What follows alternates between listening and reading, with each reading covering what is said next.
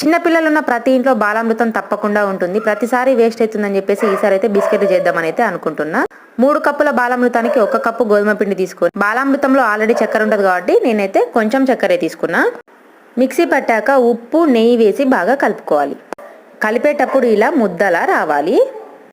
కొలతలు చూపలేదని మాత్రం ఏమనుకోవద్దు, ఎందుకంటే క్లిప్ మిస్ అయిపోయింది. ఇలా కొద్దిగా వాటర్ వేసి గోధుమ పిండిలా కలుపుకోవాలి. చపాతీలా పలచగా కాకుండా కొంచెం మందంగా చేసుకొని ఒక గిన్నెతో చందమామ షేప్లో కట్ చేసుకోవాలి. మీరు రౌండ్గా అయినా చేసుకోవచ్చు. మిగిలిన పిండిని కూడా సేమ్ ప్రాసెస్లోనే చేసుకోవాలి. నాకైతే గిన్నెతో కంఫర్ట్గా రాలేదని కప్ అయితే తీసుకున్నా.